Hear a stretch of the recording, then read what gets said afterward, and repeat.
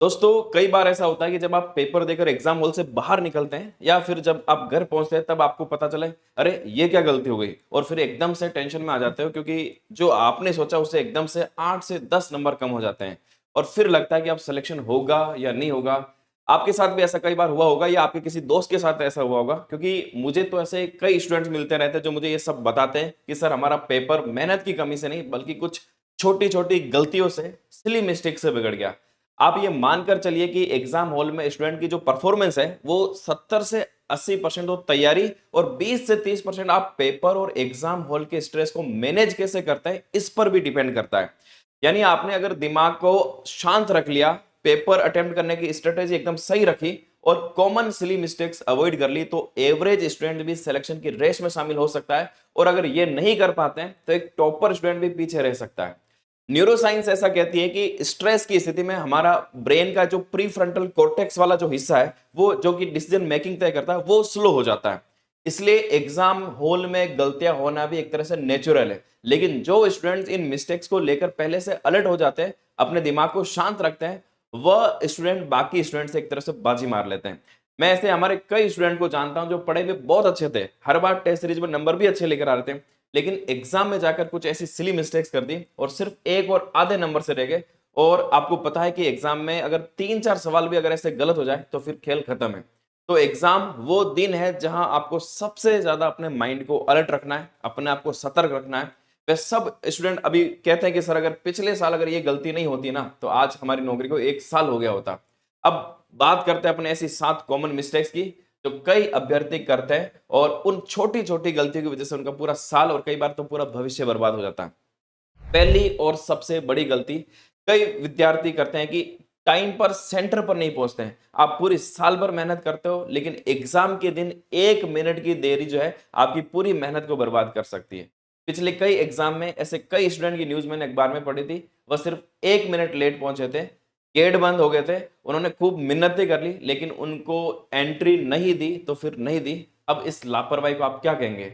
अब उसकी एक छोटी-सी लापरवाही से पूरा साल खराब हो गया। तो ये याद रखना एग्जाम सेंटर कोई नॉर्मल क्लासरूम नहीं है। यहाँ मतलब गेट बंद होते ही समझो अपने फ्यूचर का गेट भी बंद हो गया। तो एग्जाम के दिन पूरा प्लान बनाकर चलो, कोई ट्रैफिक हो जाए, कभी गाड़ी खराब हो जाए, तेज बारिश आ जाए, कोई मौसम खराब हो जाए, ऐसी कुछ भी रुकावटें सबको पहले से ध्यान में रखकर चलो।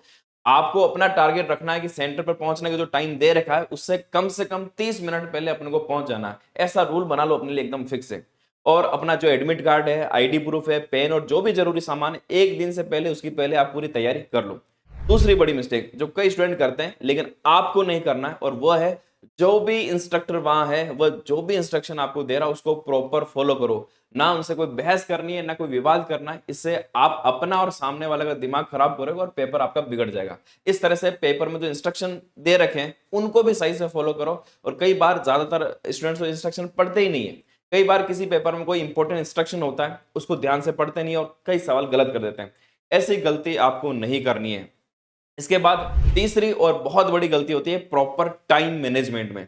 कई स्टूडेंट्स प्रॉपर टाइम मैनेजमेंट नहीं करने की वजह से कई सवाल उनके छूट जाते हैं और कुछ सवालों की वजह से उनका सिलेक्शन रह जाता है। कई बार स्टूडेंट्स एक कठिन सवाल में उलझ जाते हैं और बहुत सारा टाइम उसमें वेस्ट कर लेते हैं। तो आपको प्रॉपर टाइम मैनेज करके चलना है। पहले इजी प्रश्नों को करो फिर कठिन प्रश्नों को, जैसे हिंदी है, जीके है, इन पोर्शन में क्या टाइम कम लगता है तो इनको पहले कर लो। मैथ्स है, रीजनिंग है, इंग्लिश है, इन पोर्शन में टाइम ज्यादा लगता है तो इन पोर्शन को आप बाद में करो।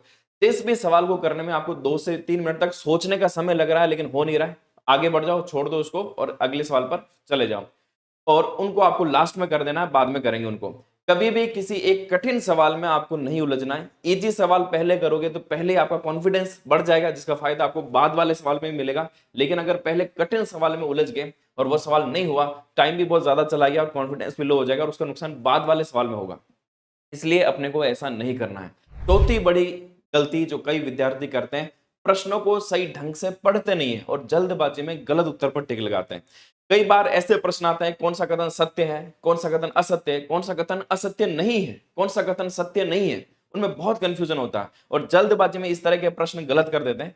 प्रश्नों को बहुत सही से पढ़ना है, क्या पूछ रहा है और उसी अकॉर्डिंग चारों ऑप्शन पढ़ते हुए फिर जवाब देना है। कई बार हम पहले ऑप्शन में उत्तर देखते ही उसको टिक कर देते हैं कि यही सही उत्तर है, बाकी के 3 ऑप्शन पढ़ते ही नहीं है और टिक लगा देते हैं। और घर पर आकर जब बाद में बाकी तीनों ऑप्शन को पढ़ते हैं तो पता चलता है आगे वाले उत्तर भी सही लग रहे हैं। फिर बाद में जब पता चलता है कि यार प्रश्न तो ये पूछा कि कौन सा सत्य नहीं है, और हमने जो है कौन सा सत्य है ये वाला देखकर यहाँ पर टिक लगा दिया। पहले ऑप्शन में ये दिख रहा था और वहां पर टिक लगा दिया। अगर आप आगे पढ़ते तो पता चल जाता कि आगे वाले दो ऑप्शन भी सत्य दिख रहे हैं। तो ऐसी गलती बिल्कुल भी नहीं करनी है। और पांचवी बड़ी गलती, कई बार स्टूडेंट ऐसा करता है कि कई बार जब पेपर थोड़ा सा इजी आ जाता है तो बहुत ज्यादा सवाल अटेम्प्ट कर लेते हैं, पर कई बार प्रश्न जो है वो सिर्फ देखने में इजी लगता है और बाद में वो प्रश्न जो है गलत हो जाता है और नेगेटिव मार्किंग हो जाती है।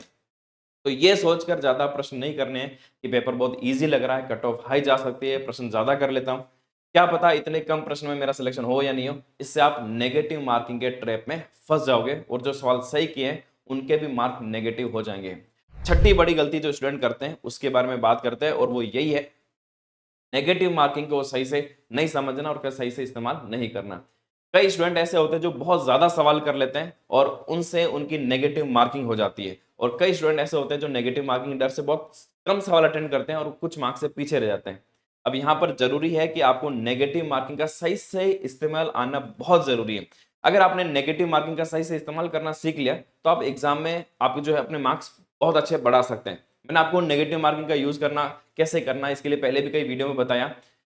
ऐसा कोई भी सवाल जो आपको पूरी तरह से नहीं आ रहा है लेकिन उसमें आपने दो ऑप्शन भी एलिमिनेट कर लिए और दो ऑप्शन पर कंफ्यूजन है, तो उसमें आप रिस्क ले सकते हैं। उसमें आपको नुकसान होने के चांस बहुत कम है और फायदा होने के चांस बहुत ज्यादा है। लेकिन सिर्फ आप एक ऑप्शन एलिमिनेट कर पा रहे हो और तीन ऑप्शन में से तुक्का लगा रहे हो तो वहां नुकसान होने की संभावना है। वहां आपको तुक्का नहीं लगाना चाहिए, और जहां चारों ऑप्शन के बारे में कुछ भी नहीं पता है वहां तो बिल्कुल भी कोई रिस्क नहीं लेनी है। तो इस तरह से आप अगर सही तरीके से नेगेटिव मार्किंग को यूज करोगे तो आपको इसका फायदा ही होगा। तो ना तो ज्यादा नेगेटिव मार्किंग वाले अटेम्प्ट करने और ना ही ऐसे सवाल छोड़ने हैं जहां पर आप दो ऑप्शन एलिमिनेट कर सकते हैं। और अब एक लास्ट सातवीं और सबसे बड़ी मिस्टेक जिसका विशेष ध्यान रखना है, और कई बार ये छोटी सी गलती बहुत बड़ी गलती साबित हो जाती है, और वो है ओएमआर भरते समय ध्यान से ओएमआर सीट को आप नहीं भरते हैं। कई कैंडिडेट, कई विद्यार्थी सबसे लास्ट में एक साथ पूरी ओएमआर भरते हैं, उसमें एक भी गोला यदि चूक गया और ऊपर वाले सवाल का गोला यदि नीचे वाले में भरना आ गया तो आगे का पूरा सीक्वेंस बिगड़ जाता है और आगे के सारे गोले गलत हो सकते हैं। और ऐसे कई स्टूडेंट के साथ हो भी चुका है। तो आपको एग्जाम में ऐसी गलती नहीं करनी और मेरी सलाह यह रहेगी कि पूरी ओएमआर कभी भी एक साथ नहीं भरना है, बल्कि एक एक सब्जेक्ट या 25-25 सवाल के स्लॉट में आप ओएमआर शीट को भर सकते हैं। जैसे 25 सवाल कर लिए फिर ओएमआर भर ली, फिर 25 सवाल कर लिए फिर ओएमआर भर ली। इससे होगा ये कि जब आप 25 सवाल करते हो तो दिमाग को थोड़ी सी थकान भी होती है, और जब आप गोले भरते हैं तो उस समय दिमाग को थोड़ा सा रिलैक्स भी मिल जाता है और 25 गोलों में कोई भी गलती होने की इतनी संभावना नहीं रहती है। और कई बार कुछ स्टूडेंट ये सोचते हैं कि लास्ट में ओएमआर शीट भरेंगे, और कई बार लास्ट में बहुत कम समय बचता है और जो सवाल कर लिया आपने उनके गोले नहीं भरे जाते हैं। तो ऐसी गलती बिल्कुल भी नहीं करनी है। इसलिए आप स्लॉट वाइज ओएमआर शीट भर सकते हैं, ये सबसे अच्छा तरीका है। और इसके अलावा ऐसा करना कि एक सवाल किया एक गोला भर दिया, एक सवाल किया एक गोला भर दिया, ये भी कई बार स्टूडेंट करते हैं। इसमें गलती की संभावना तो कम रहती है लेकिन इसमें टाइम बहुत ज्यादा चला जाता है। इसलिए मेरी सलाह यह है कि आप स्लॉट वाइज ओएमआर भरें, ये सबसे बेस्ट है। इसमें आपकी गलती होने के चांस बहुत कम हो जाएंगे। ठीक है, तो याद रखना, आप सिर्फ अभी एग्जाम लिखने नहीं जा रहे हो, आप अपने पेरेंट्स की उम्मीदें, अपनी मेहनत और अपने सपनों का फ्यूचर भी लिखने जा रहे हो। एग्जाम हॉल की छोटी छोटी गलती आपके सालों की मेहनत को जो है वो बर्बाद कर सकती है। इसलिए अभी से तय कर लीजिए कि गलती नहीं, पूरी प्लानिंग और सही स्ट्रेटेजी के साथ एग्जाम हॉल में उतरेंगे। अगर आप परीक्षा में ये कॉमन मिस्टेक्स अवॉइड कर लेते हो तो एग्जाम हॉल में लगभग संभावना है कि 15 से 20 मार्क्स जो है आप एक्स्ट्रा मार्क्स का फर्क ला सकते हो। और इतने नंबर बहुत होते हैं सिलेक्शन लेने में या फिर सिलेक्शन पीछे रखने में भी। और जब गलतियों को अवॉइड करोगे तो पैनिक भी कम होगा, कॉन्फिडेंस डबल होगा, और इसके उल्टा यदि कोई मिस्टेक हो गई कॉन्फिडेंस उससे एकदम से लो हो जाएगा और फिर पेपर भी खराब हो सकता है। इसलिए इन गलतियों से अभी से आपको अलर्ट रहना है। ठीक है, और अगर आपको ये वीडियो हेल्पफुल लगी हो तो इसको लाइक भी जरूर कर देना। मेरी ओर से आप सभी को आपकी परीक्षा के लिए बहुत बहुत शुभकामनाएं। आप एग्जाम में बहुत अच्छा करके आए। All the best.